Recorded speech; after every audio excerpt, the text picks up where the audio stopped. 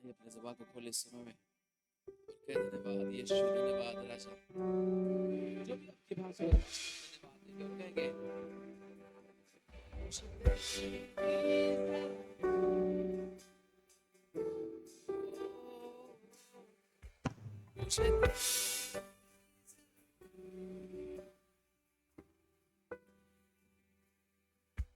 यीशु।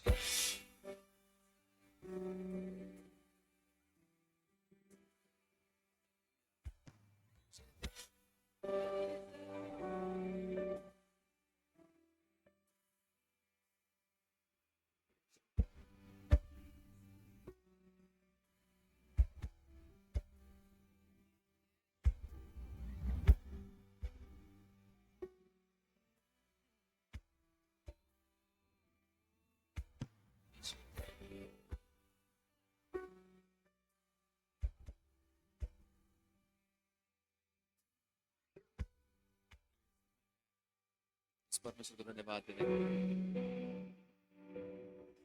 और इस परमेश्वर को कहते प्रभु धन्यवाद इस मौके के लिए राजा।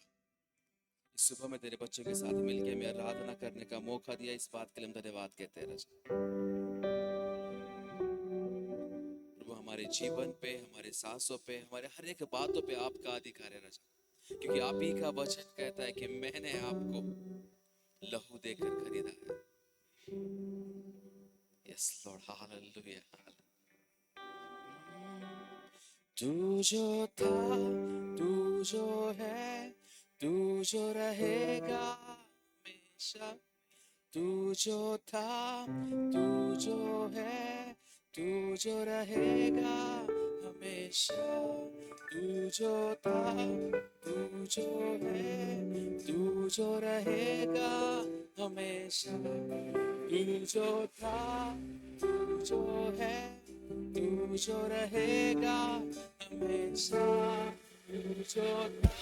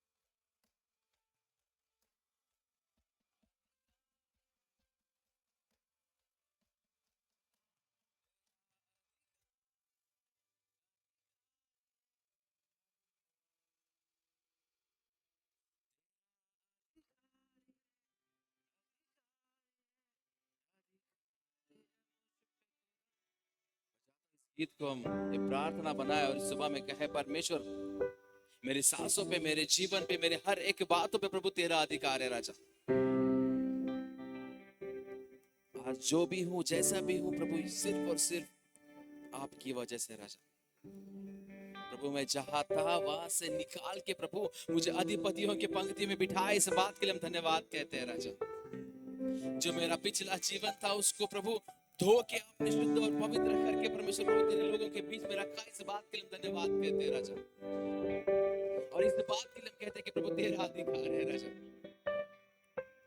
ओ यीशुआ, तेरा है, तेरा है, तेरा है, तेरा अधिकारी है, अधिकारी है, अधिकारी है मुझ पे खुदा। तेरा अधिकारी है, अधिकारी है, अधिकारी है मुझ पे खुदा। तेरा अधिकारी है, अधिकारी, अधिकारी है मुझ पे खुदा। अधिकारी,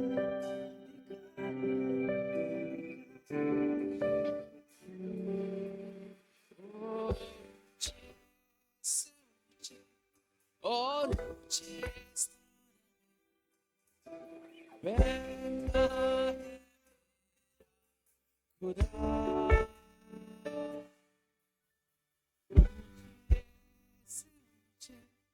और ऊंचे स्थान में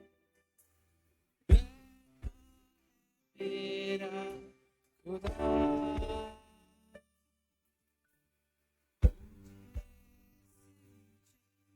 और ऊंचे स्थान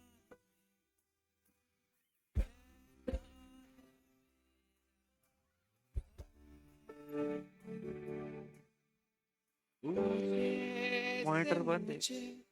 और ऊंचे स्थान में बैठा है मेरा खुदा। ऊंचे से ऊंचे और ऊंचे स्थान में बैठा है मेरा खुदा। कलीसिया मिलके अपनी आवाज को उठाए उस परमेश्वर की तारीफ में, और जोर से, और जोर से, और जोर से कहे, परमेश्वर हम आपको मिलने आए राजा, इस सुबह में राजा हम आपको धन्यवाद देने आए राजा। ओ हालेलुया, उसके तारीफ में कहे जो भी बातें आपने रखी है।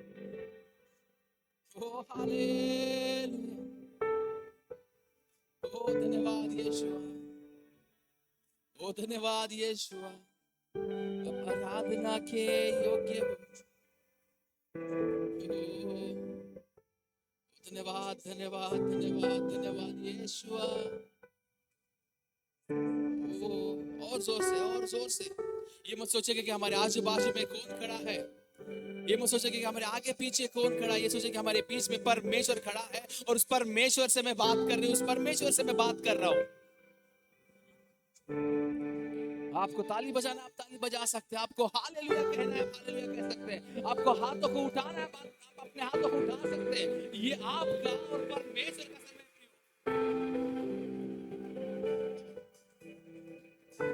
ओ यीशुआ,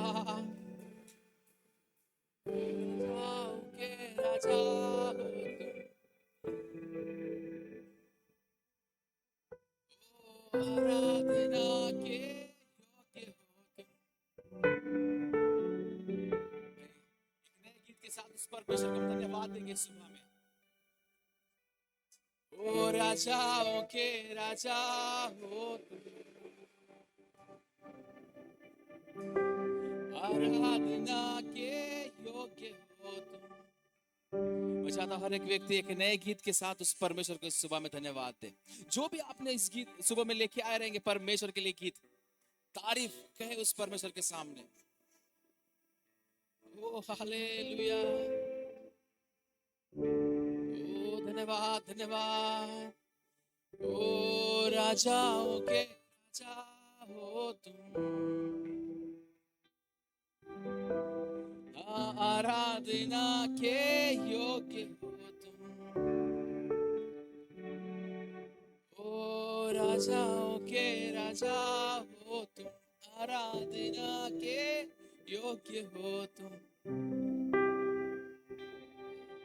यीशुआ।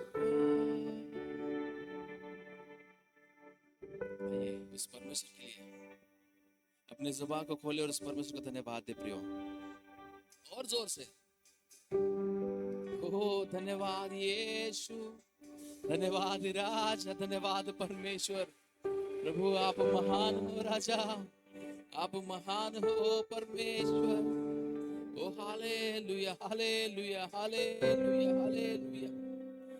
ओ धन्यवाद धन्यवाद धन्यवाद।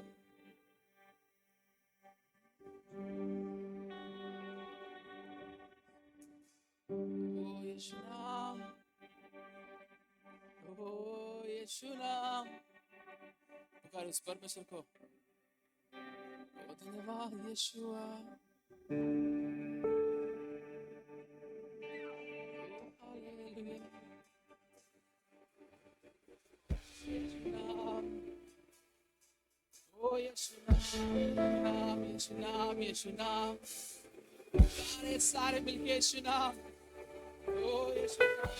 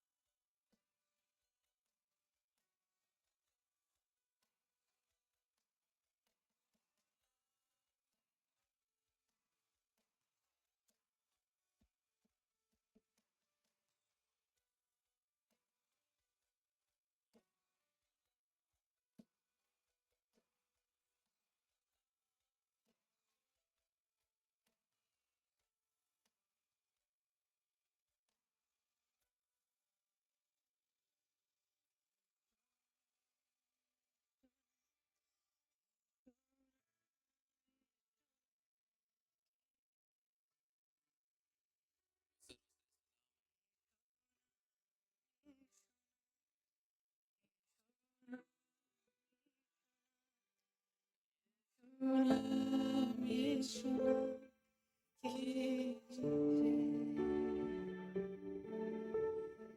राजाओं के राजा हो तुम, सारे जहां के बादशाह हो तुम।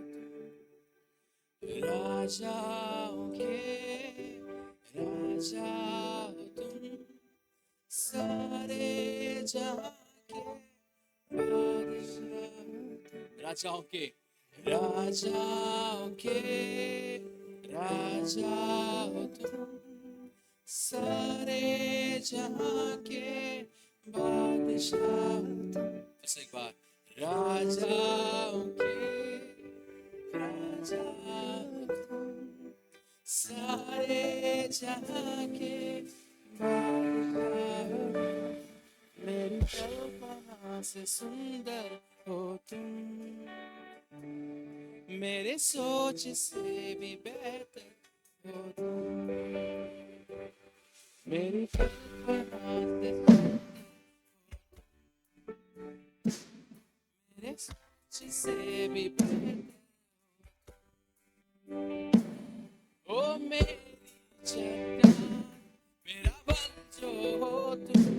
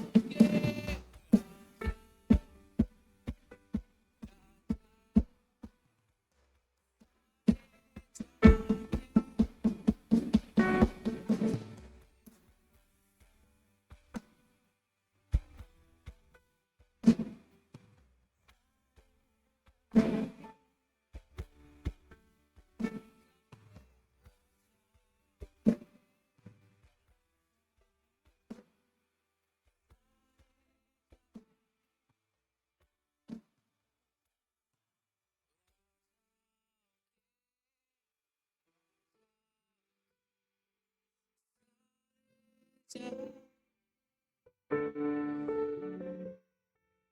राजाओं के राजा हो तुम, सारे उस राजाओं के राजा को आदर के साथ हम गाएंगे। राजा हो तुम, सारे जहां के बादशाह हो तुम।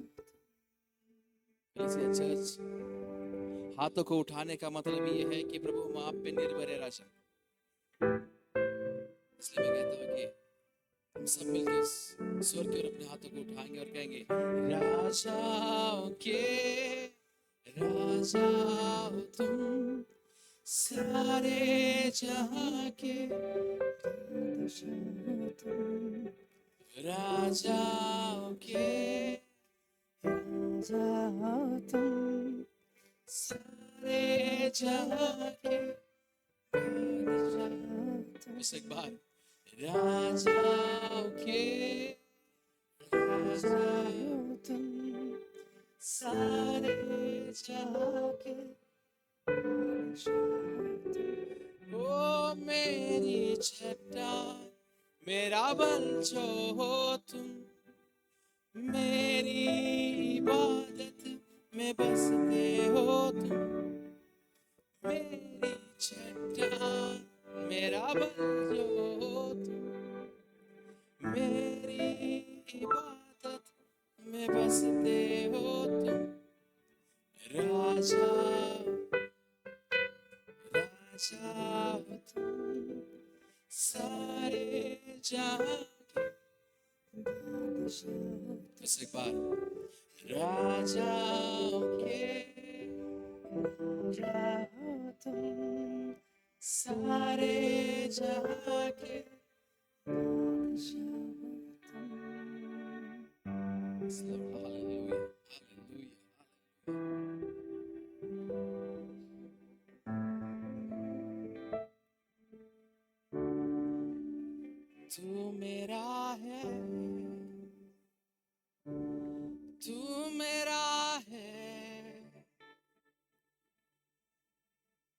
तू मेरा है,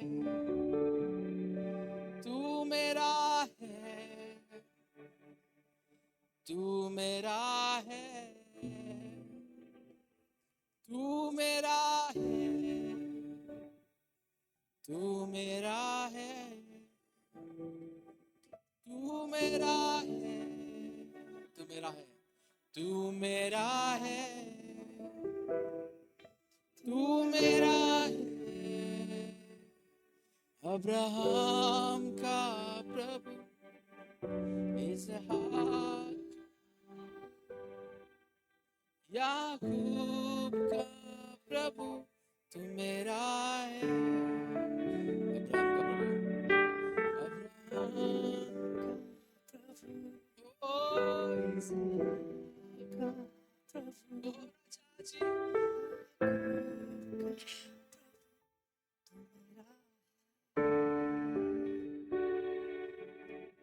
अब्राहम का, इसहाक का, याकूब का, मेरा है। इसी बार अब्राहम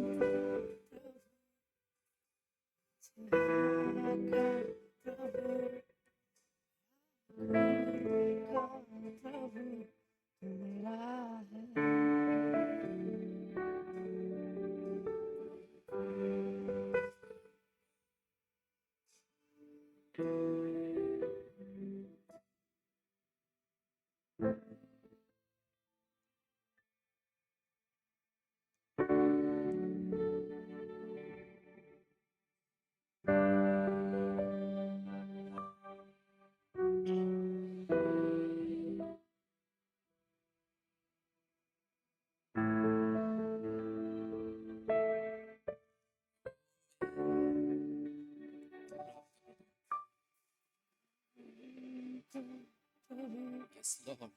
इसहाक का प्रभु, याकूब का प्रभु, तू मेरा है, अब्राहम का प्रभु, इसहाक का प्रभु, याकूब का प्रभु, तू मेरा है, जिसके हाथ में मेरा कर, जिसके हाथ में मेरा और आने वाला कर, वो मेरा है, जिसके हाथ में मेरा कर, जिसके हाथ में मेरा और आने वाला कर, मेरा तू कभी ना छोड़ेगा, तू कभी आएगा, तू मेरा है, तू कभी ना छोड़ेगा,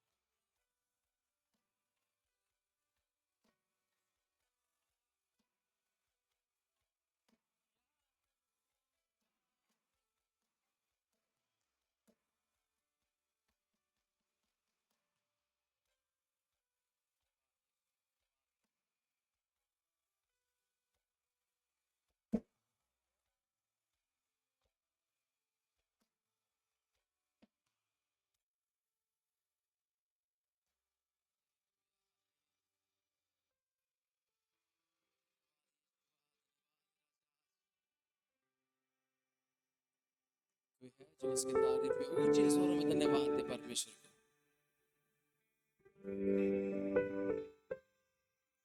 और जोर से, ताकि पूरी कलीसिया सुन सके। धन्यवाद।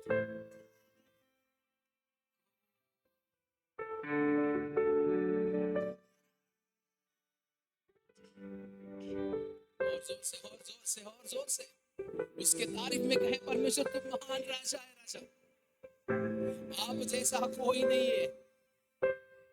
ओ यहोवा, ओ धन्यवाद, धन्यवाद, धन्यवाद, धन्यवाद यहोवा। ओ हालेलुया, हालेलुया।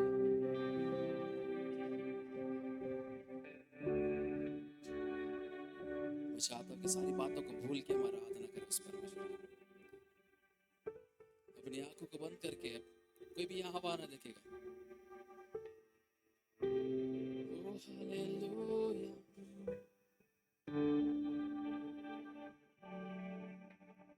धन्यवाद राजा जी, आदर के योग्य परमेश्वर से धन्यवाद कहते हैं राजा। आप इस तारीफ के योग्य से धन्यवाद कहते हैं राजा।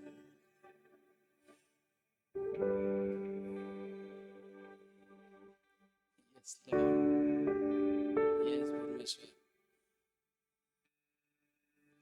मैं तेरी जय जय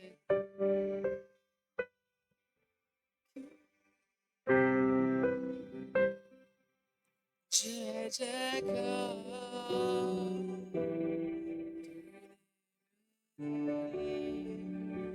कुछ ना किया। जय जयकार, जय जयकार, तूने मेरे लिए कुछ ना किया। ये सारी बातों को याद करके उस परमेश्वर को कहेंगे, जय जयकार, ओ जय जयकार, तूने मेरे लिए कुछ ना किया। जय जयकार,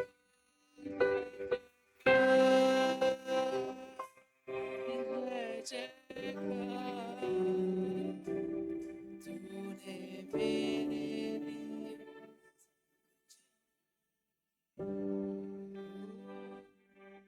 जय जयकार, जय जयकार, तूने मेरे लिए किया। जय जयकार, जय जयकार, जय जयकार, तूने मेरे लिए सब कुछ है किया। Hallelujah, hallelujah, yes Lord, hallelujah. अगर आपको लगता है कि परमेश्वर ने आपके जीवनों में काम किया, तो मैं चाहता हूं उन सारी भली बातों को याद करके उस परमेश्वर को धन्यवाद कहें। ओ धन्यवाद यहोवा, जय जयकार, जय जयकार, तूने मेरे लिए क्या कुछ ना किया। जय जयकार, जय जयकार, तूने मेरे लिए सब कुछ है किया। तो फिर से एक बार उन बातों को याद करके धन्यवाद कहते हैं राजा। प्रभु, आपने हमारे लिए उस सूली को उठाया, इसलिए धन्यवाद कहते हैं। वो कांटों का मुकुट सहा, इसलिए धन्यवाद कहते हैं। वो कोड़ों की मार सही, इस बात के लिए हम धन्यवाद कहते हैं। प्रभु, आपने आपका लहू देके हमें खरीदा, इस बात के लिए हम धन्यवाद कहते हैं राजा। और इसीलिए कहते हैं, तूने मेरे लिए सब कुछ है किया राजा।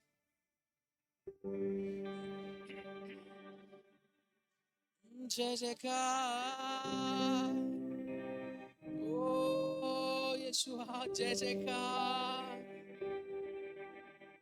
तूने मेरे लिए सब कुछ है किया।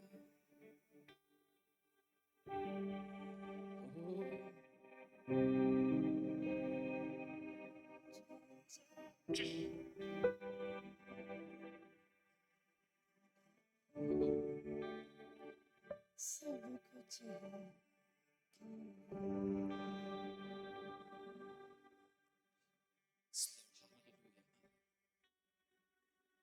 मेरा दिल बने तेरा सिंहासन, मेरी आत्मा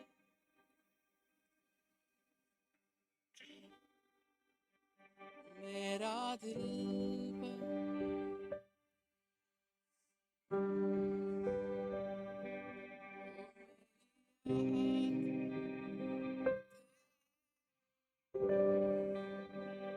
ओ मेरे मन में तू हो विराजमान, यीशु मेरे तू है बड़ा। मेरे मन में तू हो विराजमान, यीशु मेरे तू है बड़ा। यीशु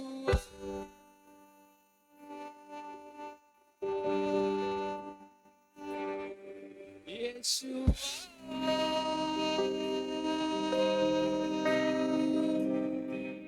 यीशुआ मेरे मन में ओ यीशुआ मेरे मन में यीशुआ यीशुआ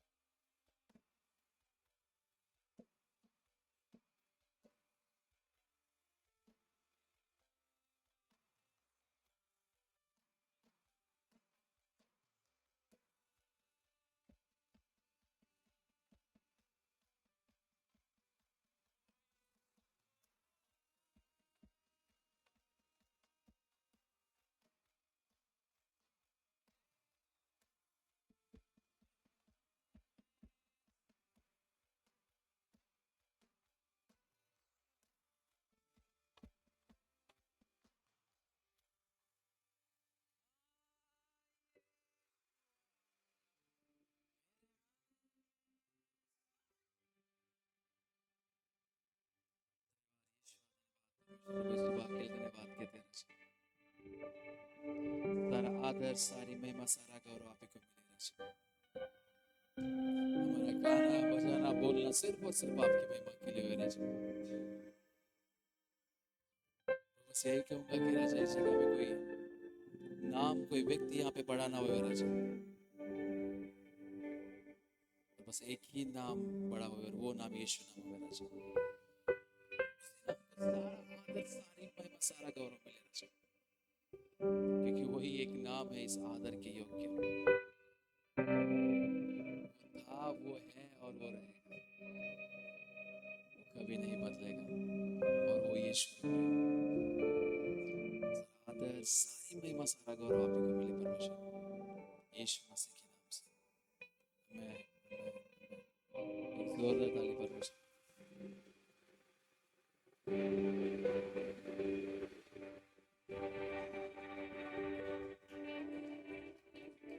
क्यों ना अच्छी ताली हम एक बार फिर परमेश्वर को देंगे।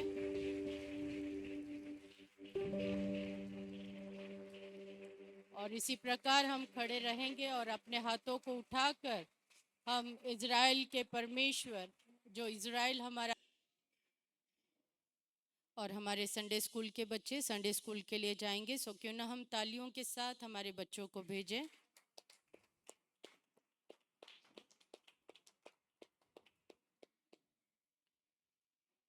ओके, सो ये समय है परमेश्वर के वचन का। सो सभी लोग अपनी तैयारी कर लेना, डिस्टर्ब नहीं होना। सुमित आप आगे आ जाओ, आगे जगह है। और कौन है? नानू भैया, संतोष दादा, यहाँ पे चेयर खाली है, आ जाओ। बच्चे अभी नहीं आएंगे।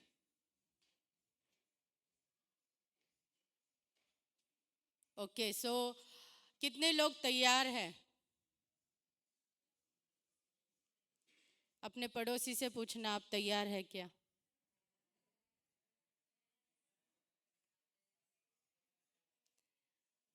परमेश्वर का वचन कहता है कि मनुष्य केवल रोटी से ही नहीं, लेकिन परमेश्वर के वचन से जीवित रहेगा। आमीन। शारीरिक भोजन हमें शारीरिक जीवित रखेगा, आत्मिक भोजन हमें आत्मिकता में जीवित रखेगा। आमीन। ये समय है वचन का। क्यों ना हम तालियों के साथ वचन का स्वागत करेंगे और आगे का समय ब्रदर अनूप है, वो हमें वचनों में अगुवाई करेंगे। Welcome brother.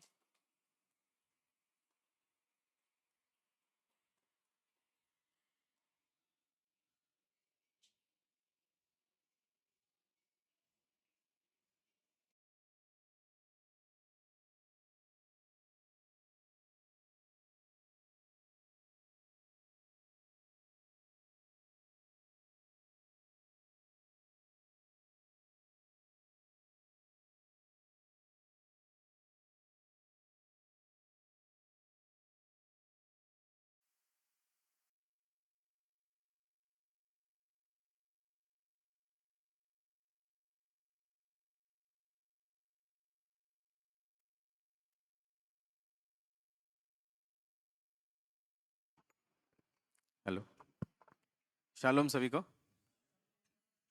वचन में जाने से पहले प्रार्थना करेंगे। महान दयालु कृपालु अनुग्रहकारी परमेश्वर, जिस काम के लिए हम यहाँ एकत्रित हुए हैं, कि आपका पवित्र आत्मा हमें सिखाए, आपके वचन के द्वारा हमसे बात करे और वो काम करे जिस काम के लिए आपने वचन को भेजा है। पिता, हम हर एक जन अपना प्राण, आत्मा और शरीर आपके हाथों में सौंपते, ताकि हम विचलित ना हो और हमारी हृदय उस जमीन की तरह तैयार हो उस वचन के बीज को लेने के लिए। पिता, यीशु मसीह के नाम से मांगते हैं, आमीन। दूसरा तिमोथी, आते साथ बाइबल खोलना पड़ता है, सॉरी। दूसरा तिमोथी उसका दूसरा अध्याय, वचन 3, 4 और 5। दूसरा तिमोथी दूसरा अध्याय, 2 टिमोथी चैप्टर 2 वर्स 3, 4 and 5।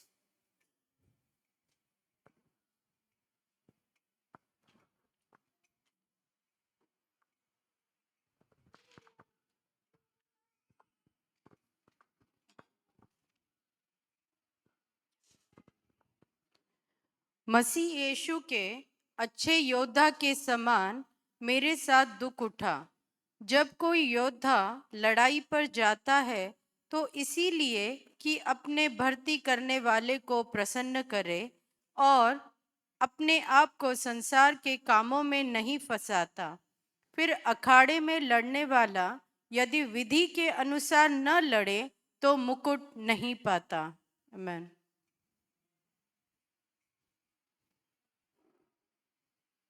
किसी को मराठी में पढ़ना है? कोई पढ़ना चाहता है मराठी में?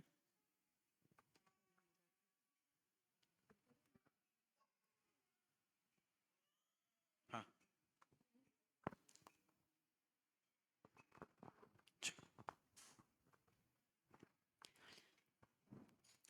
ख्रिस्त येशूचा चांगला शिपाई ह्या नात्याने माझ्याबरोबर दुःख सोस.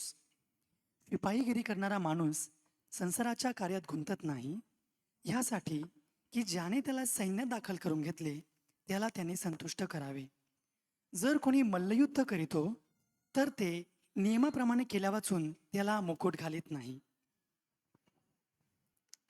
कितने लोगों को वचन नहीं समझ में आया? नहीं समझ में आया तो खत्म, फिर मैं जाता यहाँ से. Okay, thank you brother, thank you. मैं आप लोगों के सामने ऑब्वियसली उस कुव्वत में नहीं खड़ा हूँ कि मैं आप लोगों को सिखा सकूं. ये वचन मुझे ही याद दिलाने के लिए है सबसे पहले कि मेरी क्या पहचान है, मेरा क्या काम है और मुझ पर क्या जिम्मेदारी है. और यहाँ पर जिन बातों को मैंने अपने जीवन में पाया है कि नहीं है, जिन बातों से मुझे शर्मिंदगी होती है इस वचन को पढ़ते समय, मैं आप लोगों के सामने रखने वाला हूँ. हो सकता है आप उन बातों से, उन वचनों के साथ उस रिलेट कर पाए, समझ पाए, या फिर आप लोग इस वचन के अनुसार ऑलरेडी आगे बढ़ चुके हैं. दो ही बातें हो सकती है. तो यहाँ पर जब वो कहता है कि इस संसार की बातों से, क्या लिखा है वहां पे? चौथे वचन में क्या लिखा है?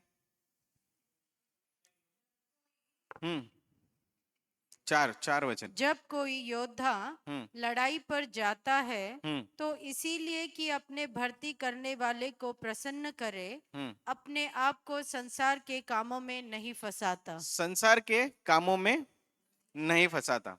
हम सभी जानते हैं जो भी देश के रक्षा में, डिफेंस में भर्ती होते हैं, वायुसेना हो, थल सेना हो या नौसेना हो, उनका जीवन क्या होता है? अलग, सेपरेट. ट्रेनिंग से लेके, जॉब से लेके, सब कुछ अलग. भले ही वो लोग का परिवार है, वो लोग इसी देश के नागरिक है, वो लोग यहीं पर रहते हैं, उनके घर गृहस्थी सब यहाँ पर है, लेकिन वो लोग अपना काम, जो कुछ रोजमर्रा की जिंदगी चल रही है, जो कुछ व्यवहार चल रहा है, उससे अलग रहकर करते हैं. आप लोग ये सब बात जानते हैं.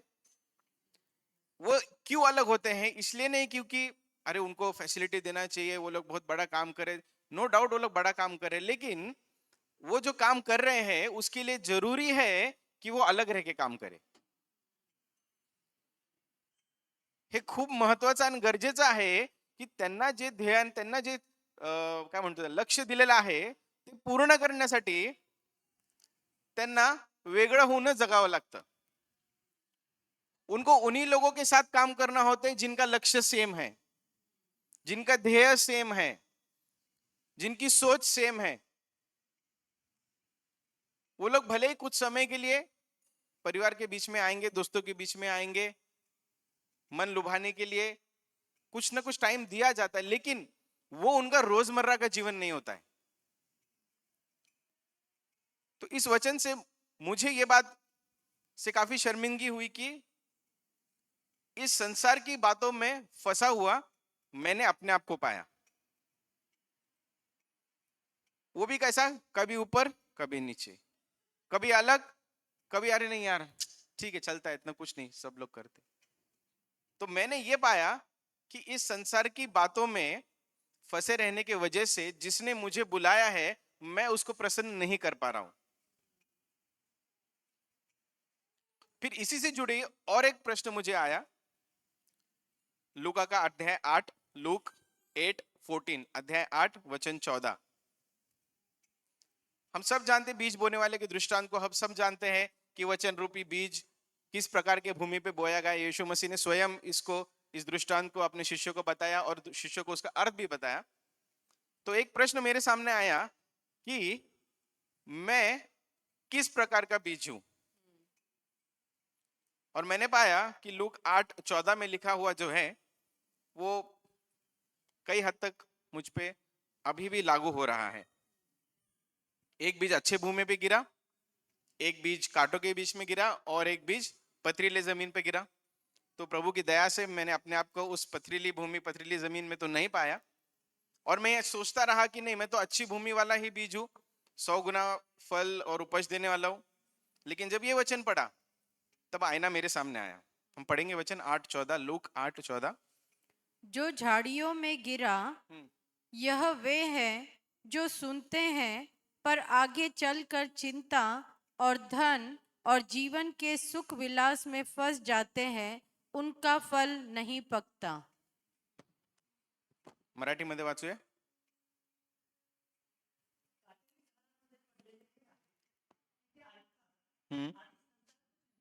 ते ऐकतात आणि संसाराची चिंता, धन व विशेष सुख ह्यात काय करीत असतात? ओके, थोडा सिंपल मराठी बोलतो, ह्यात गुरफडून जातात. ओके, त्यांची वाढ खुंटते, काय म्हणतात तर आपण, वाढ होऊ शकत नाही पाहिजे तशी. ओके, व ते पक्व फल देत नहीं. ये भी बड़ा सीधा साधा उदाहरण है। कोई भी फल का वृक्ष लगा होगा तो हमारी अपेक्षा होती है कि सही फल आए, नहीं तो अरे छोटा आया, अरे खराब निकला, अरे सही पका नहीं, अरे मीठा नहीं आया, व्हाटसोएवर। इंग्लिश में यहाँ पर जो शब्द इस्तेमाल किया गया है वो ये है कि दे हैव हर्ड, उन्होंने सुना, गो फोर्थ, आगे भी बढ़ते हैं, and pleasures of this life, इस संसार के सुख विलास, इस संसार का एंटरटेनमेंट, इस संसार में मन, मराठी म्हणतो मन रमवणं, मगन होना, ये होने के वजह से they bring no fruit to perfection, मतलब वो सही परफेक्ट उत्तम फल नहीं ला पाते। फल मतलब रिजल्ट, किसी भी बात का निष्कर्ष, रिजल्ट। उसका एक उदाहरण फ्रूट का यानी फल का उदाहरण हमें रोमियो 6:22 में मिलता है। Roman 6:22, Romeo 6:22। एक उदाहरण लिया मैंने यहाँ पर सिर्फ कि परमेश्वर का वचन हमें किस फल की अपेक्षा रखता है। रोमियो 6:22। परंतु अब पाप से स्वतंत्र होकर और परमेश्वर के दास बनकर तुमको फल मिला जिससे पवित्रता प्राप्त होती है और उसका अंत अनंत जीवन है। आमीन। मराठी।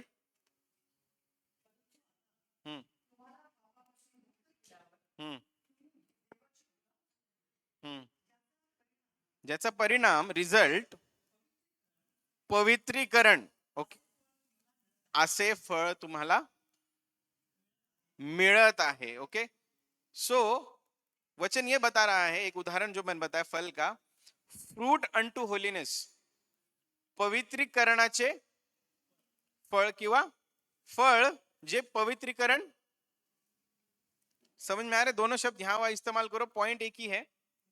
एक उदाहरण कि हमारे जीवन में किस चीज का रिजल्ट चाहिए, फ्रूट अनटू होलीनेस। अभी आपको सबको याद आया होगा, अरे फल तो पवित्र आत्मा के फल हमको तो मालूम है, गलातियों 5:22। किसको इसको नहीं मालूम? पवित्र आत्मा के फल गलातियों 5:22 में नहीं लिखा हुआ, नहीं पता है किसको? कोई है? ओके, वेरी गुड, मतलब उसमें जाने की जरूरत नहीं डिटेल में, लेकिन उसके एक फल के बारे में हम थोड़ा डिटेल में जाएंगे। गलातियों 5:22 और 23 में लिखा हुआ है, fruit of the spirit is love, joy, peace, long suffering, gentleness, goodness, faith, meekness, temperance. Hindi में पढ़ेंगे। पर आत्मा का फल, पर आत्मा का फल यानी कि प्रेम, परमेश्वर का पवित्र आत्मा मेरे अंदर, आपके अंदर है, इसका रिजल्ट प्रेम, आनंद, धीरज, कृपा, भलाई, विश्वास, नम्रता, संयम है। ऐसे ऐसे कामों के विरोध में कोई भी व्यवस्था नहीं। ओके, मराठी।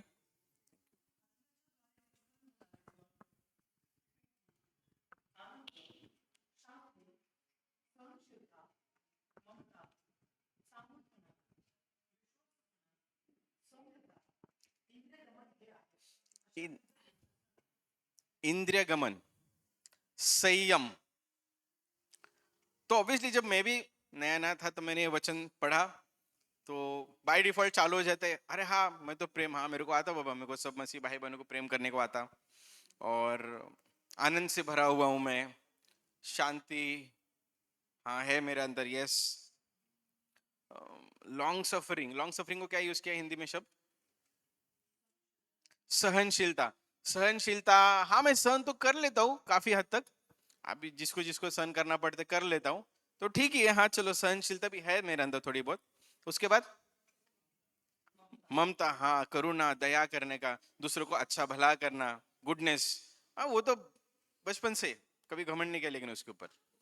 उसके आगे विश्वास। फिर पता चला नहीं, विश्वास ये जो फल है वो स्वयं परमेश्वर के आत्मा ने ही मेरे अंदर दिया हुआ है। वो गिफ्ट जो है, वो फ्रूट जो है, वो जो रिजल्ट जो है, वो परमेश्वर के आत्मा से मुझ में अभी आ गया है कि मुझे मालूम है यीशु मसीह पे ही विश्वास करना है, और वो तो भाई कन्फर्म है, अभी उसको तो कोई हिला नहीं सकता। ठीक है, वेरी गुड। उसके आगे नेक्स्ट कौन सा है? सौम्यता, मीकनेस। हिंदी में भी वही है सौम्यता। क्या लिखा है? नम्रता। हाँ मैं तो बहुत ज्यादा नम्र हूं, चलो ओके, टेंशन नहीं मेरे को। लेकिन लेटली इतने सालों में इसके बाद जो आने वाला शब्द है इंद्रिय गमन, संयम, ये शब्द के ऊपर मुझे पता चला कि इसमें मेरा वाईडी, बैकलॉग, एटिकेटी, व्हाट्सएवर, ईयर डाउन जो भी है इसमें है। क्योंकि मैं हमेशा फल शुरू होते थे नाम, हाँ स्टार्टिंग के सब फल है, वो लास्ट तक ध्यान ही नहीं जाता था। लेकिन इंद्रिय गमन, इंग्लिश में शब्द है टेम्परेंस, हिंदी में सिर्फ संयम इस्तेमाल किया है, तो हम लोग को लगता है संयम मतलब हाँ ठीक है थोड़ा रुकने का, but there is something more deeper, इसमें थोड़ी कुछ ज्यादा ही गहराई है जो मुझे सिखाई नहीं गई, कह सकता हूं मैं सीख रहा हूं अभी तक। अभी तक ये रिजल्ट, ये फल मेरे अंदर उस तरीके से नहीं आ पाया है जिस तरीके से मेरा पिता मुझसे अपेक्षा रखता है। क्योंकि संयम, इंद्रिय गमन में वो सारी बातें आते हैं जहां पर हम हमारी भावनाओं को कंट्रोल करते हैं, कंट्रोल ऑफ आवर इमोशंस। हमारी इंद्रियों को जो भी चीजें पता है, समझती है, छूने से, देखने से, खास तौर पे ये वाले इंद्रिय बहुत भारी रहते, बहुत भारी काम करते, और ये वाले इंद्रियों को बहुत कुछ चाहिए रहता। नीति वचन में लिखा है मनुष्य की आंखें कभी भी देख के भरती नहीं है। हमारी इन इंद्रियों को अच्छा ही देखने की भूख होती है। हमारी ये इंद्रियों को खुद का छोड़ के दूसरे का बुरा सुनने की बहुत भूख होती है। हमारे ये इंद्रिय को खुद की छोड़ के दूसरे की बुराई करने की ज्यादा, व्हाटएवर, आपको पता है। प्लस ये इंद्र सिर्फ बोलने का काम नहीं, ये इंद्र को सब अच्छा अच्छा खाने को भी लगता है। अभी मेरे पास देखो मत, स्टैंड भी पूरा नहीं है, ठीक है। यहां पर वचन हमारे शरीर के इंद्रियों के ऊपर गमन, संयम की बात करता है। हमारी इंद्रियों को, हमारी यूथ है कि इधर है ना, हाँ, 144 हर्ट्ज का ही डिस्प्ले चाहिए, फास्ट फोन ही चाहिए, प्रीमियम फील चाहिए। देखो मैं बुराई नहीं कर रहा हूं, मैं एक एग्जांपल आपके सामने लाने की कोशिश कर रहा हूं जो मुझे आ रहे थे सामने। नहीं यार ये कुछ फील नहीं बराबर आ रहा। हम बेसिक रिक्वायरमेंट की बात नहीं करें, कपड़ा रोटी मकान की बात नहीं करें, हम बात कर रहे हैं वो सारी लालसाओं की जिसमें हमारी इंद्रिय हमको इनपुट देते रहते कि वैसा होना चाहिए, ऐसा होना चाहिए। हमारी इंद्रिय जो हमारी भावनाओं के कंट्रोल में है, अभी भी हमारे इंद्रिय हमारे भावनाओं के कंट्रोल में होने की वजह से हमारे इंद्रिय हमें लालसा में गिराते हैं। अगर ये संयम, ये इंद्रिय गमन परमेश्वर के आत्मा के मदद से मेरे पास है, मेरे अंदर है, मेरे साथ हो रहा है, तो शरीर की अभिलाषाओं में पड़ने से मुझे बचाएगा। क्योंकि मेरे इंद्रिय मेरे लालसाओं के कांटेक्ट में है, कंट्रोल में है, मेरे इंद्रिय वैसे ही काम करेंगे। अभी आप बोलेंगे ब्रदर आपके अंदर तो ऐसा कुछ दिखाई नहीं दे रहा, करेक्ट, नहीं दिखाई देगा आपको मुझ में, लेकिन ये बात के साथ मैं स्ट्रगल कर रहा हूं। सीधा साधा उदाहरण खाने को लेकर हम दानियल के समय पे देखते हैं। अब दानियल गुलाम बन के थे वहां पर, उनके लाइफ में कुछ होप था? नहीं था। उनको नपुंसक बना दिया था, उनको फैमिली का कोई होप नहीं था। वो जवानों को ऐसा भी नहीं कि हम लोग राजा के कब्जे से छुट के कहीं तो चले जाएंगे, अपना कुछ तो जिंदगी बसा लेंगे, नहीं, उनको पता था गुलाम बन के ही रहना है। तो ठीक है यार, जो भी राजा खिला रहा पिला रहा, खाएंगे पिएंगे मौज करेंगे, ऐश आराम से रहेंगे, अपने को पद दिया राजा ने, अपन क्या राजा को खुश करेंगे। बट उन्होंने अपने इंद्रियों पर संयम लाया। जो राजा ने खाने को दिया वो उत्तम पदार्थ देख के उनके मन में पता नहीं लालसा आई कि नहीं आई, लेकिन रिजल्ट तो ये दिखता है कि उनके मन में लालसा नहीं आई। उन्होंने राजा को कहा हम नहीं खाएंगे तूने जो दिया वो। उनको पता है अशुद्ध तो है ही ये बातें, लेकिन अपने इंद्रियों पे इस तरह गमन कि हम यही खाएंगे और फिर तुम देखो। एक छोटा उदाहरण, नए नियम में आओ। नए नियम में प्रेरित पौलुस लिखता है जवानों को, हो सके तो मेरी तरह रहो बिना शादी किए। अगर जल रहे हो शरीर में तो ठीक है शादी कर लो। अगर विश्वास की वजह से पति छोड़ के चला गया, पत्नी अकेले रही अच्छा है, पत्नी छोड़ के चले गई पति अकेले रहे अच्छा है। यहां पर उसी इंद्रिय गमन की बात हो रही है जो हम शरीर में जूझते हैं। मैं समझता हूं, ये मेरी बात कर रहा हूं मैं, वो बहुत ही ऐसी ऐसी सेंसिटिव कमजोरी है कि जिसके ऊपर किस तरह से जय पाना है या किस तरह से हम नहीं पा पा रहे वो हम खुद को ही मालूम होता है। क्या मैं सही बोल रहा हूं? कोई वो बात नहीं जानता हमारे अंदर की, लेकिन परमेश्वर का आत्मा उस लिए हमारे साथ है कि उस कमजोरी को भी स्ट्रेंथ में, मजबूती में बदल दे। यूहन्ना 12:25 निकालेंगे।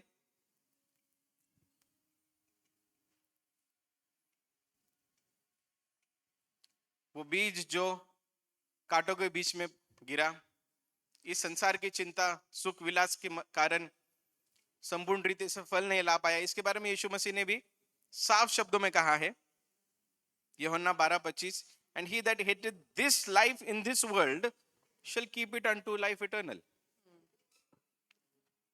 यूहन्ना 12:25। जो अपने प्राण को प्रिय जानता है वह उसे खो देता है, और जो इस जगत में अपने प्राण को अप्रिय जानता है वह अनंत जीवन के लिए उसकी रक्षा करेगा। आमीन। मराठी ओके। ह्या जगात आपल्या जीवनाचा द्वेष करीतो। द्वेष करतो म्हणजे त्याला ह्या जगातल्या आपल्या जीवनाची तितकी काळजी नाही जितकी अनंत काळाच्या जीवनासाठी त्याला काळजी आहे। क्रिएटर, सृष्टि का निर्माण करता, मनुष्य को बनाने वाला जानता है कि हम लोग इस संसार में जीवन को जीने वाले हैं, लेकिन उसको पता है कि इस जीवन को कितना महत्व देना है और अनंत काल के जीवन को कितना महत्व देना है। इस वजह से साफ शब्दों में लिखा हुआ है, जो इस दुनिया में अपने जीवन को द्वेष करता है, मतलब इस दुनिया के जीवन में हमें सक्सेस, वेल्थ, प्रॉस्पेरिटी, ये सब चीजें मायने नहीं रखती है, वो अनंत काल के जीवन को पा रहा है। मैं खास तौर पे कुछ मतलब जो जवान लोग हैं जो अभी तक 19 से 25-30 की उम्र के बीच में है अभी तक, उनके लिए एक बात सामने रखना चाहता हूं। हम लोग इस दुनिया में ऐसी संगत में होते हैं जहां पर ये शब्द हमारे कानों पे रोज पड़ते रहते हैं, better life, property, investment, savings, अमुक ढमुक, ये वो। प्रॉब्लम वो चीजों में नहीं है, प्रॉब्लम उसमें है कि हमारा मन जब उसमें अटक जाता है तो हम वहां से वापस कभी छूट नहीं पाते। हम उसी चक्र में फंस के आगे आगे, नेक्स्ट आगे क्या, अरे भी ये हो गया, अबे आगे क्या, अरे नेक्स्ट व्हाट। सक्सेस नाम का शब्द आपको वचन में कहीं पर भी नहीं मिलेगा। सिर्फ एक शब्द मिलता है जब परमेश्वर यहोशुआ से कहते हैं कि दिन रात जब तू इस पुस्तक को अपने चित्त से उतरने न देगा तब तू अपने सब कामों में सफल होगा। तब यहोशुआ सर्विस नहीं कर रहा था, तब यहोशुआ प्रॉपर्टी खरीद नहीं, हमने प्रॉपर्टी खरीदने का एग्जांपल ले रहा हूं मैं, वो नहीं कह रहा हूं कि खरीदना नहीं करना। I am talking about that they were not living a lifestyle which was governed by the world. वो लोग ऐसे जीवन को नहीं जी रहे थे जहां से उनको दुनिया से देख के अरे अपन भी ऐसा करना चाहिए, वैसा करना चाहिए. उनको इतना पता था कि परमेश्वर हमें हमें वाचा की भूमि देने वाला है. वहां पर जो भी हमको काम करना है उसमें परमेश्वर हमें सफल करेगा यदि हम उसके नियमों में चित्त लगाए रखेंगे. दुश्मनों से जय देगा, भूमि को उपज देगा, किसी और स्त्री को बाज नहीं रहने देगा, फलवंत करेगा. वो सारी बातें हो रही थी वहां पर. लेकिन हम इस पीढ़ी में कभी कभी उस वचन को out of context, out of scenario लेके, अरे परमेश्वर का वचन कहता है मैं सब बातों में सक्सेसफुल रहूंगा, तो हम लोग हमारी लालसाओं के सक्सेस को इससे ज्वाइन कर लेते हैं. इस पे आप सोच सकते हैं बाद में. हमारे पास समय ज्यादा नहीं कि इस विषय के ऊपर मैं कुछ बोल सकूं. लेकिन हम वो फल को नहीं ला पाते हैं जो काटेरी बोल रहा हूं, जो कांटों में गिरा वो बीज के समान. उसका एक छोटा सा उदाहरण है कि मत्ती 5:13 में कहा गया है कि तुम इस जगत के नमक हो. ओके, क्या कहा गया है? जगत के नमक हो. ओके, तो अभी थोड़ा सा लंबा घूम के हम पॉइंट पे आने वाले, खो मत जाना. आपको पता है नमक कैसे बनता है?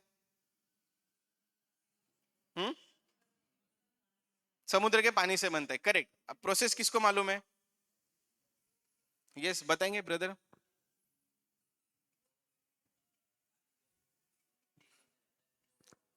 गर्मी के समय में पानी को इकट्ठा करते,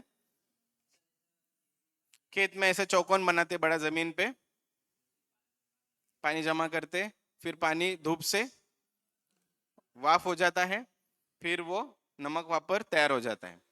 लेकिन हम लोग वो जो सूखा हुआ जमीन के ऊपर का नमक तुरंत इस्तेमाल कर सकते क्या? क्यों नहीं कर सकते? साफ करना पड़ता है क्योंकि वो गंदा होता है. करेक्ट. Okay, fine. प्रोसेस आप लोग यूट्यूब पे जाके देख लेना. लेकिन मेरा मुद्दा यहाँ पर यह है कि जब हमको परमेश्वर ने कहा आप इस जगत के नमक हो, तो उस प्रोसेस को अगर हम यहाँ पर लागू करते हैं तो हमें समुद्र के नाम के उस संसार से सबसे पहले तो अलग होना है, जो हम काफी या सभी लोग हो गए ऐसा हम कह सकते हैं. धन्यवाद परमेश्वर का. लेकिन हमारे अंदर उस समुद्र के पानी के साथ आने वाली गंदगी होगी ही, कोई डाउट नहीं उसमें. लेकिन हमें अगर इस्तेमाल होना है तो उस गंदगी से साफ होना पड़ेगा, वो गंदगी हमसे साफ होनी पड़ेगी.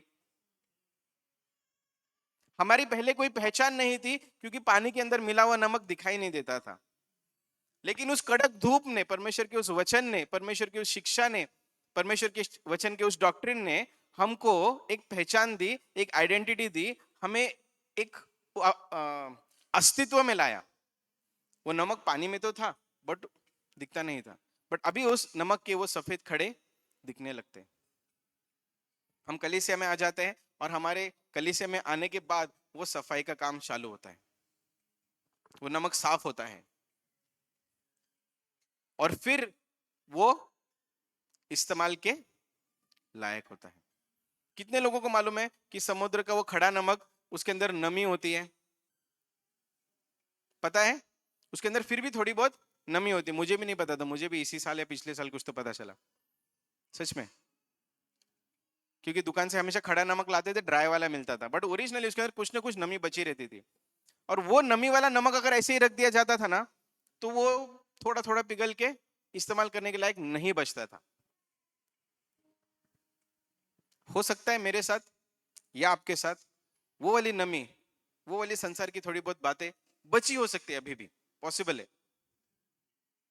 उस पे हम ध्यान देंगे क्योंकि हमें परिपूर्ण फल लाने, फ्रूट टू परफेक्शन.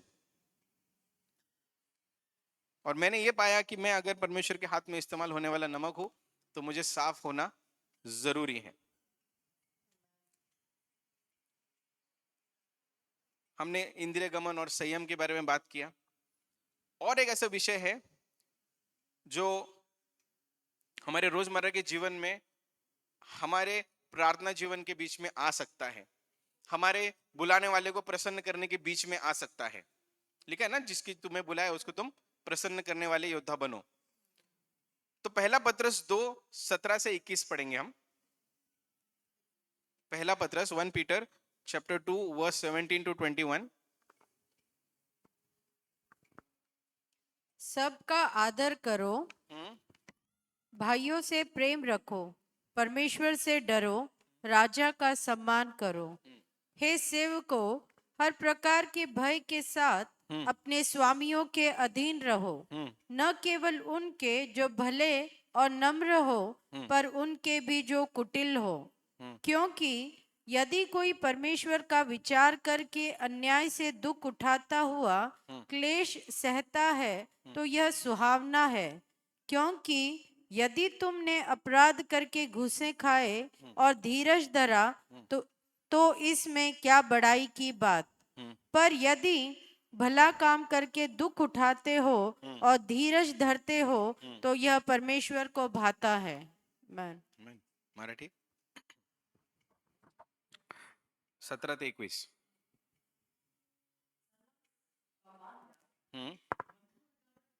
ओके.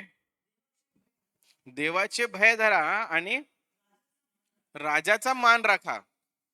राजाचं भय धरून देवाचं मान नाही राखायचंय, देवाचंच फक्त भय मानायचंय आणि राजाचा मान. Honour the king but fear God. भय सिर्फ परमेश्वर का, राजा का नहीं, पर राजा को आदर देना है. ठीक है, ओके. हम्म हम्म अपने धन्यांचे, हम जिनके लिए काम करते हैं उनके, हमारे वो सेट है, बॉस है, हमारे सीनियर है, व्हाट्सएवर, रिस्पेक्ट के साथ उनके लिए काम करना है. हम्म हम्म हम्म हम्म ओके. सिर्फ जो अच्छे बॉस लोग हैं, अच्छे मैनेजर लोग, अच्छे सेट लोग हैं, उनके साथ अच्छा रहने का, और बॉस लोग, मैनेजर लोग टेढ़े हो गए तो उनके साथ टेढ़ा रहने का, उसकी अनुमति वचन नहीं दे रहा है. आप बोलेगे ब्रदर टॉपिक किधर था, कहां से कहां लेके गए. परमेश्वर का आत्मा हमारे अंदर है तो उसका रिजल्ट यहां भी दिखेगा. फ्रूट, टेम्परेंस, इंद्रिय गमन. मेरी इंद्रियों पर मेरा गमन यानी कि कंट्रोल रहेगा, तो मैं वैसे लोगों के नीचे काम करता हूं जो टेढ़े हैं, उनके साथ मैं टेढ़ा नहीं रहूंगा, क्योंकि ये परमेश्वर को भाता है. क्या लिखा है आगे मराठी अजून वाचा पुढं. जर कोणी अन्याय सोचताना, मतलब हाँ अन्याय सहन करना, सहनशीलता की जरूरत है. ओके. ओके, सहन कर रहा है, वेरी गुड. तर ते उचित आहे. हमको दुनिया में ये सीखने को नहीं मिलेगा. अन्याय हो रहा तुरंत न्याय मांगो, ये दुनिया की टेक्नोलॉजी है. यहां वचन की टेक्नोलॉजी वैसे काम नहीं करती, उल्टे काम करती है. Okay, next. हम्म हम्म गलती है, सुनना पड़ा, उसमें कोई बड़ी बात नहीं. गलती क्या है तो सुनना पड़ेगा, लेकिन चांगले केल्याबद्दल दुःख भोगणे व ते निमूटपणे सहन करणे. इतना अच्छा क्या, कुछ समझता नहीं इसको, मैं जा रहा, मैं जा रही. कौन सहन केलेगा आप बताओ. और ऐसे टाइम पे हम लोग दुनिया के लोगों के सामने विषय रखते और उनके सल्ले हमको कान को सुनने के रहते. हाँ बराबर है ना ब्रदर, हाँ सिस्टर, अगदी योग्य केलं. हाँ बराबर की आपने काय को सहन करने, जाने का दूसरी जगह, दूसरे कंपनी, दूसरा जॉब, व्हाट्सएवर. सक्सेस नाम का वर्ड किताब में, बाइबल में नहीं है, तो मुझे अपने दिमाग को ये नहीं सोचना है कि मैं यहाँ सक्सेसफुल हो सकती हूँ, नहीं हो सकता हूँ. मैं सक्सेसफुल या सक्सेसफुल वही होऊंगा या होंगी जहां पर मेरे साथ ये होगा और मैं सहन करके रहूंगा, रहूंगी, क्योंकि उसका रिकॉर्ड ऊपर रह रहा है. कितने कंपनी जम के, कितना पैकेज इंक्रीज हो गया, कितना मैंने प्रॉफिट कमाया, उसका रिकॉर्ड से हमको ऊपर कोई शाबाशी नहीं देने वाला है. शाबाश मेरे सेवक, तूने अन्याय सहन किया. हो सकता है आपके साथ रोजमर्रा नहीं हो रहा होगा, लेकिन होगा जरूर, ये मैं समझता हूं विश्वास के साथ, क्योंकि अगर हमारे साथ होना नहीं होता तो यहां पर लिखा नहीं जाता. सही बात है.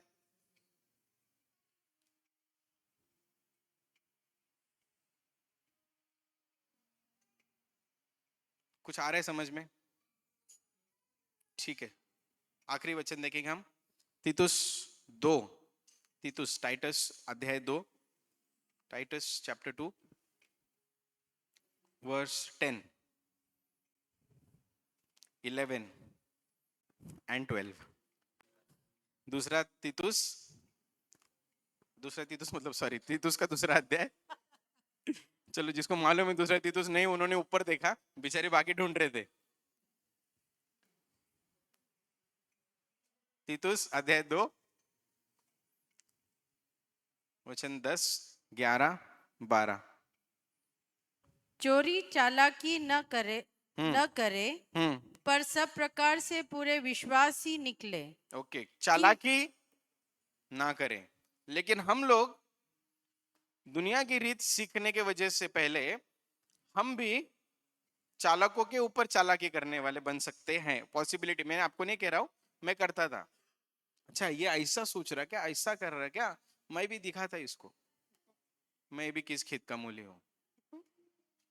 ओके, लेकिन आगे क्या है, कि वे सब बातों में हमारे उद्धारकर्ता परमेश्वर के उपदेश नहीं, की चोरी चालाकी ना करके बात का शब्द.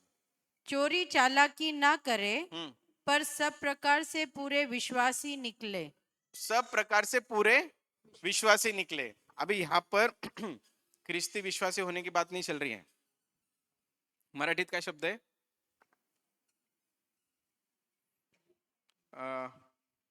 10 वचन 10 मराठी. हम्म. हम्म. हम्म. कशाने वागावे, ईमानदारी की बात हो रही है यहाँ पर, लॉयल्टी की बात हो रही है, वफादारी की बात हो रही है.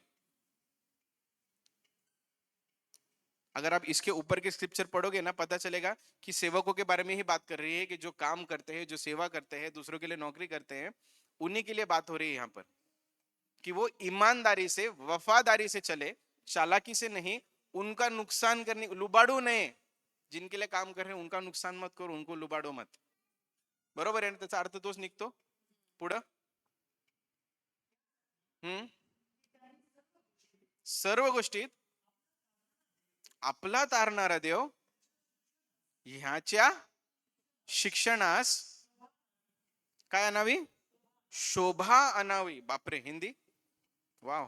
कि वे सब बातों में हमारे उद्धारकर्ता परमेश्वर के उपदेश की शोभा बढ़ाएं. हमारे उद्धारकर्ता के शिक्षाओं की शोभा बढ़ाए. किधर, कलीसिया में शोभा बढ़ाए नहीं, बाहर. हम जहां पर भी है, जहां पर काम करें, हमारे साथ जो भी लोग हैं, वहां पर हमारे उद्धारकर्ता के शिक्षाओं की शोभा बढ़ाए. तो हमें जो शिक्षण, जो शिकवन यहां मिल रही है, उसका रिजल्ट बाहर दिखेगा, तो वो हमारे परमेश्वर के लिए शोभा बढ़ाने वाली बात होगी. त्यांना नहीं माहिती, उनको नहीं मालूम, उनको हमारे अंदर वो बातें नहीं समझ में आएगी. जिधर समझने आने वाली है उधर के लिए कहा गया है. आगे 12 वचन. और हमें चेतावनी देता है कि हम अभक्ति और सांसारिक अभिलाषाओं से मन फेरकर अभिलाषाओं से मन फेरकर इस युग में आने वाले नहीं, इस युग में संयम और धर्मी और भक्ति से जीवन बिताए. Teaching us that first denying ungodliness and worldly lusts, we should live soberly, righteously and godly in this present world. फिर से एक बार मराठी में 12.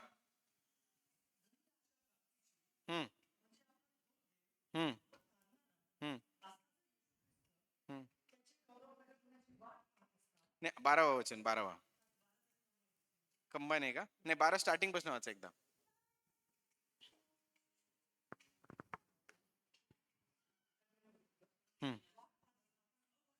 अभक्ती, कुठली वासना, अहिक सांसारिक वासनाला नाकारून कुठल्या युगात,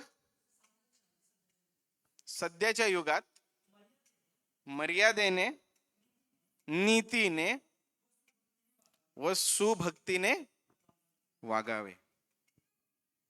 अगर मैं अपने आप को उस कांटों के वृक्ष के बीच में, कांटों के बीच में पड़ा हुआ बीज पाता हूं, तो मेरे अंदर भक्ति नहीं मिलेगी, मेरे अंदर संयम नहीं मिलेगा, मेरे अंदर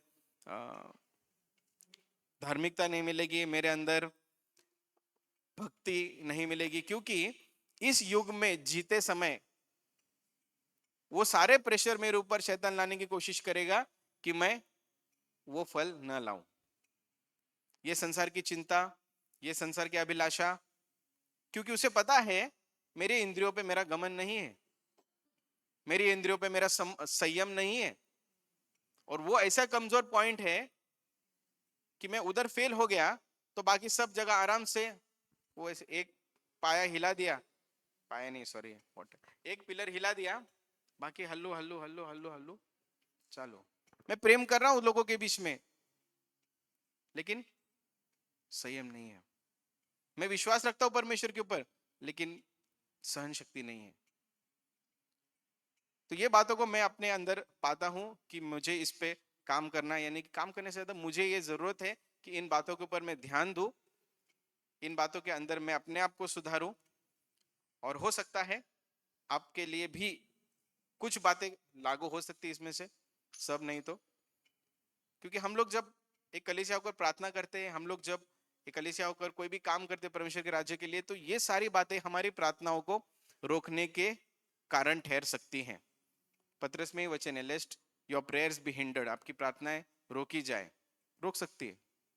रोकने वाले को मालूम है कानूनी रीति से, अरे ये ब्रदर, अरे ये कलीसिया, हाँ इनके पास ये नहीं, ये लोग ये करते हैं, इनका प्रार्थना सुनने का नहीं। अगर प्रार्थना रुकती नहीं थी तो लिखा नहीं जाता था वचन में, याद रखो इस बात को। तो हम इस वचन को वापस एक बार पढ़ेंगे और समाप्त करेंगे। वचन 2 तिमोथी 2 अध्याय 3 से 5।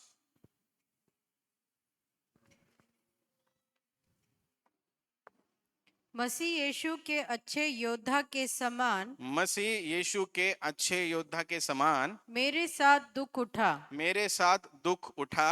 जब कोई योद्धा लड़ाई पर जाता है जब कोई योद्धा लड़ाई पर जाता है तो इसीलिए कि अपने भर्ती करने वाले को प्रसन्न करे, अपने भर्ती करने वाले को प्रसन्न करे, अपने आप को संसार के कामों में नहीं फंसाता, अपने आप को संसार के कामों में नहीं फंसाता। फिर अखाड़े में लड़ने वाला, फिर अखाड़े में लड़ने वाला भी यदि विधि के अनुसार न लड़े, यदि विधि के अनुसार, नियम के अनुसार ना लड़े, तो मुकुट नहीं पाता। तो मुकुट नहीं पाता। आमीन।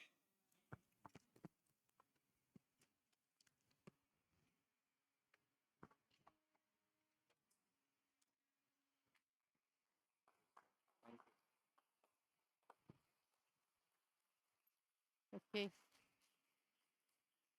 अच्छी ताली हम दे सकते हैं।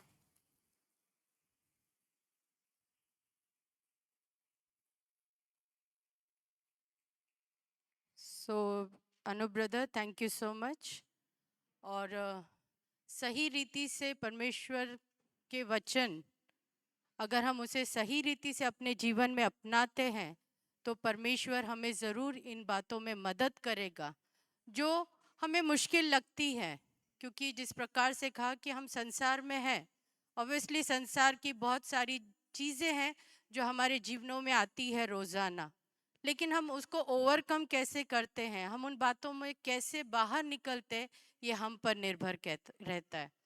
या फिर हम उस गंदगी को अपने जीवन में साथ में लेके ही जीना चाहते हैं, ये भी हमारे ऊपर है। लेकिन परमेश्वर चाहता है कि जिस प्रकार से समुद्र का पानी अलग करने के बाद ही नमक बनता है, उसी प्रकार से परमेश्वर ने हमें संसार में से अलग किया है ताकि हमारे जीवन में वो स्वाद आए जो परमेश्वर हमसे चाहता है। आमीन। और इन बातों के लिए, और ये बात आसान नहीं है जो उन्होंने एक स्पेसिफिक वर्ड कहा, जो सहन, संयम, जो मुश्किल है मनुष्य के लिए। हमारी संयम, हमारी सहन शक्ति अच्छे समय में नहीं दिखती है। जब परिस्थिति हमारे विपरीत होती है, जब परिस्थिति कठिन होती है, उस समय हमारा संयम, हमारी सहन शक्ति, हमारा सेल्फ कंट्रोल, ये सारी चीज़ें सामने आती है और वही बताती है कि हम कितना परमेश्वर को अपने जीवन में लेकर चलते हैं। आमेन। सो ये समय है ऑफरिंग का। सो इस समय अपनी जगह पर हम खड़े हो जाएंगे और परमेश्वर के राज्य में हम देंगे। विजू।